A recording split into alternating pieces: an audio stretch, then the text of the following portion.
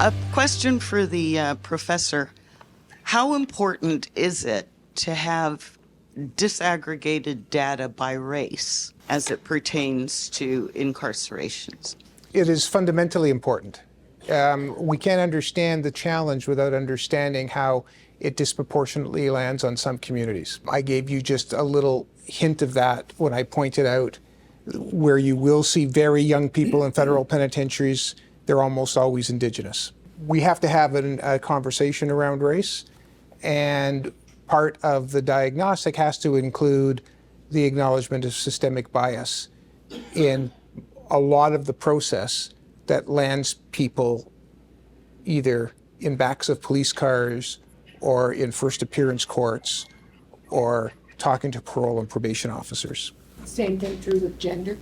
Yes, differently. And there's very different age trajectories as well.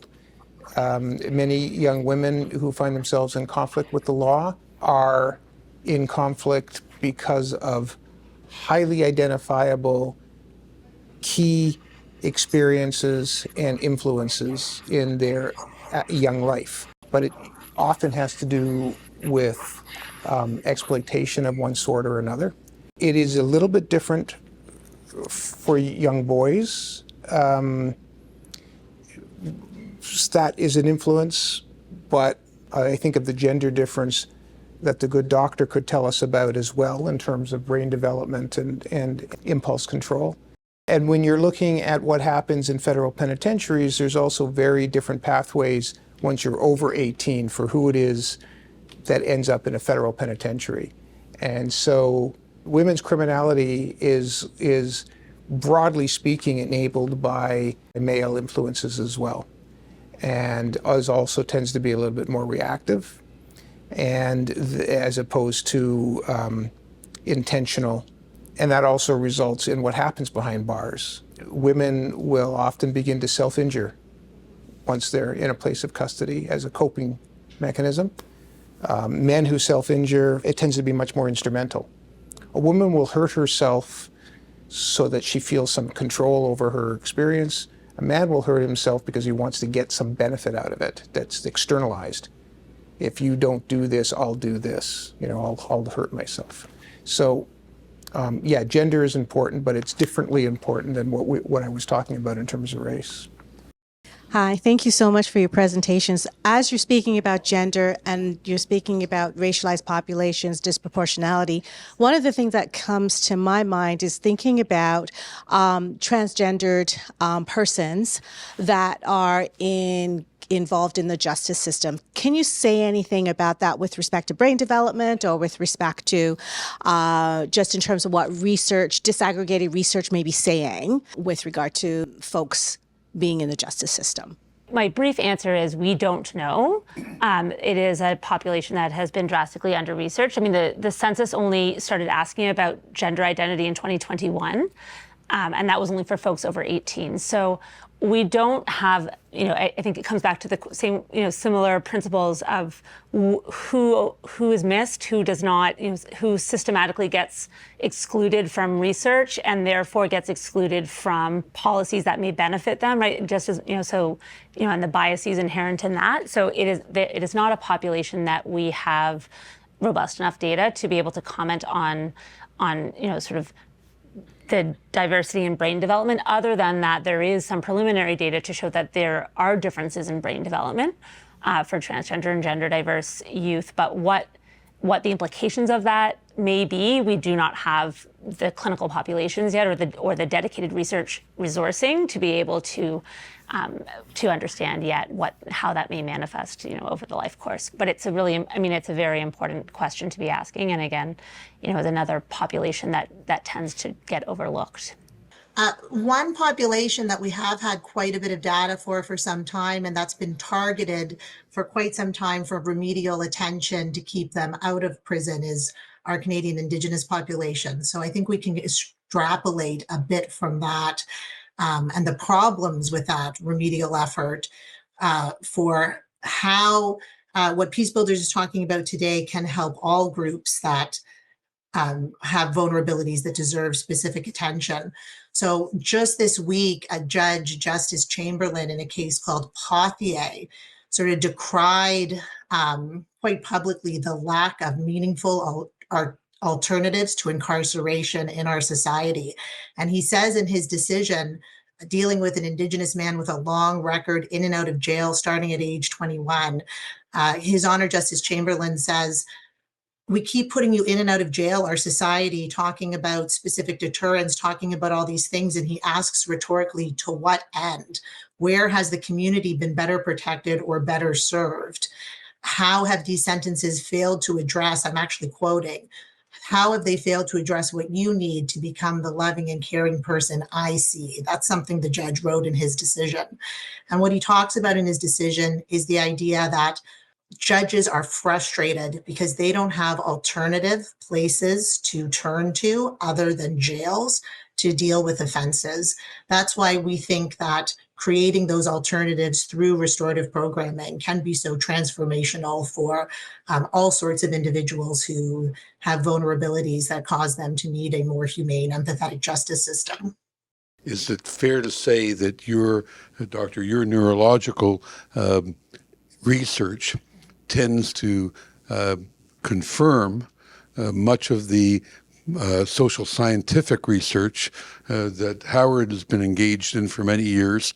And it seems that the social scientific research and the more medically oriented research tend to be self-confirmatory or mutually confirmatory. They're very much complementary and confirm, what, the conclusions of the other. And I think, one of the challenges historically is that even different approaches to scientific knowledge have been siloed in a way that doesn't serve the populations who are being studied. And it's another sort of example of forms of sort of structural marginalization. And if we were to bring those different ways of knowing and, into an integrated approach, I think that's really where populations can benefit, and there can be the opportunity for both sort of population level, but also very tailored. Because I think part of what I'm hearing is, and what the potential for, alternative models or restorative justice models is that there's an opportunity for culturally responsive sort of approaches that attend to the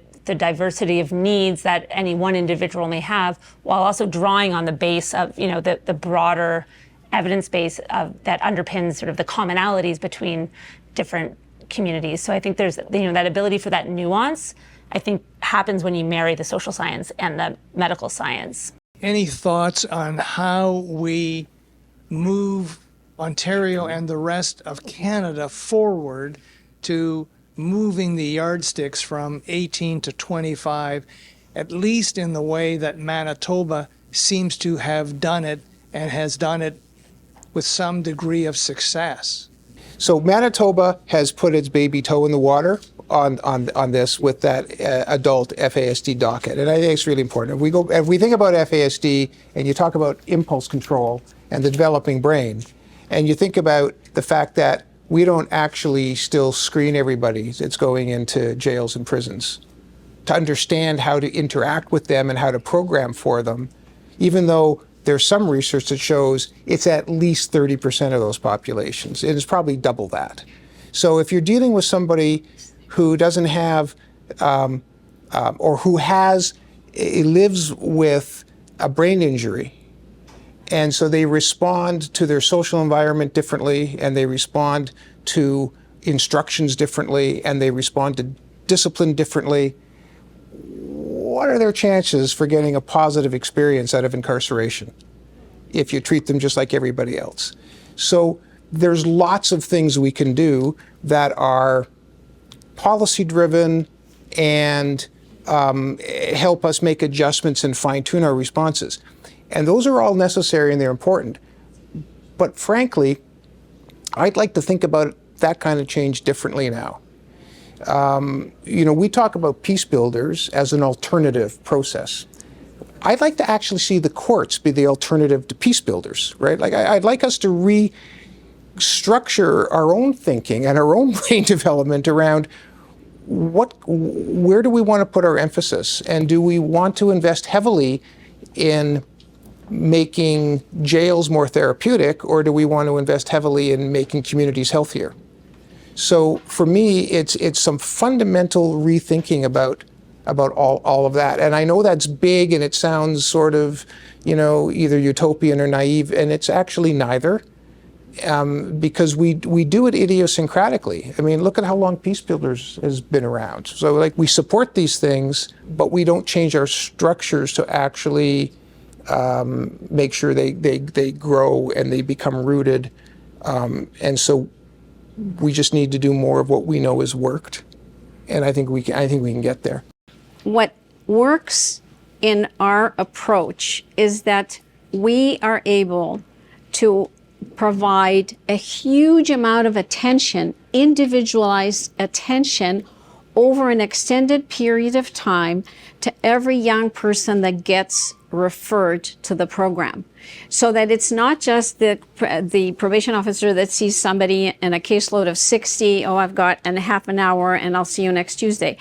No, the reason it worked when Patricia and so many other hundreds of our volunteers, and we've trained many hundreds of volunteers, and we've never had a shortage of volunteers. We've always had too many that we didn't actually know how to assign them. Every one of these volunteers, they were paired up in two, and they would take all the time necessary to find out what is going on with your life, what is happening at home, what is happening at school, what are you good at, what do you love doing, do you even know that there's such a thing that you can love doing, that you can hope to make that your life. In other words, it's not just all the negative things, yes, and it's the conflict that happened that brought you here, but what else can we do? Maybe you're in the wrong school. Maybe you actually don't really need that school. Maybe you just want to be a car mechanic with this guy who desperately needs a pair of hands. Well, every one of those questions, every one of those explorations takes time. And we, as a society, don't have the funding to pay for those explorations, which is why when I say community-based restorative justice center, it's community-based because the community, and we have millions of people who don't know what to do with their time to make their time meaningful. And these millions of people are there and they care, desperately care about kids, but they don't actually, how do we get connected to this? Well, I mean, to your question, Catherine asked, what does a volunteer do? And it's the kind of thing you do for your own kid, for your nephew, for a neighbor's kid. They're struggling, and first thing you do is you sit down and you listen to them. Well, if you're a probation officer and you've got a caseload and you've got a schedule, you don't have the time to do that. So when you say we need to turn things around, the entry point has to be a place where this kind of attention can be given to every young person who needs it, because clearly they haven't had it or they wouldn't be there. So if you look at where responsibility could lie and where changes could happen in the education system for every child, not only across Ontario but across Canada, where Peacebuilders could build on those programs, where do you see that responsibility, that change in education service provision that could be made? Where do you see that integration of the educational system in assisting kids with understanding restorative justice? Yeah, I think that's a really good question, because I think what you're talking about there is actually trying to build these skills and communicate these skills to young people before we even get to a criminal justice system related trigger point. So there's been no police involvement. We're trying to teach skills before conflict even develops. I mean, that would be an excellent, pragmatic, forward-looking use of government resources if we started to think about having a government that took proactive approaches to criminal justice instead of constantly seeing criminal justice as a reactive system that only addresses problems once they've actually happened. I mean, that doesn't service young people. It also doesn't service victims of crime either, if we have to wait for them to be victimized before we take action to prevent crime. And so I think that's a very good question and part of an integrated solution-based system that tries to prevent these problems for young people and adolescents before they even start. I want to say something very quickly just on the last point, because I think it's important to recognize that the criminal justice system is a very blunt instrument for addressing the kinds of problems that Eva was talking about. We might spend 2 weeks trying to decide whether a person is responsible for a crime and 3 hours deciding what that person's sentence should be. And that reflects the fact that judges, as I said earlier, have very limited options. We're mostly just thinking about whether a sentence is going to be served as a conditional sentence in the community or in jail, and then how long is it going to be? That's typically the decision-making parameters, with some exceptions for the most minor crimes with other options. We're not engaged in that kind of holistic getting to know a person over time that restorative justice programs are engaged in. And so investing in programs that, and changing social view of crime to start thinking about interactions with the criminal justice system for adolescents as intervention points that trigger investment in time with that young person to figure out what's going wrong and try to correct that, nip it in the bud, so to speak, is a very important part of driving towards solutions, and part of what this project is all about. I was the chief diversity officer for the province, and it really struck me that there were OPP officers in there. This was a mandatory course. And by the end of it, one of them said to me, he said, I really wish I'd taken this course before I was patrolling the reserves. The outcome might not have been different depending on the situation, but the process, my view, my interaction would have been different. Are we doing enough to educate those who are making the decisions about who gets charged and who doesn't get charged? That limbic system is very active in all of us. And I mean, we talk about that from the perspective of unconscious bias and all of those things. So it's all of that. I mean, it's so deep and so tentacled. When you are a new immigrant and you're struggling to get by and you're working 2 jobs and you've got kids, you don't have the supports that would keep those kids out of trouble. I think it is so multi-pronged. We need teachers to teach collaboratively. We need teachers to teach kids how to learn collaboratively. And I think all of those things will support less interaction with the justice system. I totally agree. And I think it is very multi-pronged. And I think in listening to, the questions around the education system and the questions around how to educate people and the questions around how to support people and the comments on, a brain with FASD, or I think about brains who've been exposed to trauma early in childhood. And there is this commonality of the need for a relational approach. What, drew my attention to Peacebuilders and this sort of restorative justice model is, again, that relational aspect is central. I mean, that's why, working with someone, as you said, over time and getting to know them and being able to tailor the response, it seems very intuitive, but it's actually also pretty transformative, right? Like, I think that relational piece is lost in systems, right? And as long as systems are predominating, then you lose that opportunity for the meaningful change that could be scaled up. It just needs to be thought about very differently. That's such a fundamental point. Most people live in a social ecological sort of way, right? You put yourself at the center of your own personal universe. And then you think about all those things that influence you. That includes people who come into conflict with the law. There's been a whole variety of things that have brought them to that point in their life. But the way we respond to all of that is with a process that's very well defined and very structured. So we live in this sort of swirly world, but when we get into trouble, we run right up against this transactional stuff. In my political experience and my policy experience, we've made a mistake creating more process because we think that equals more accountability.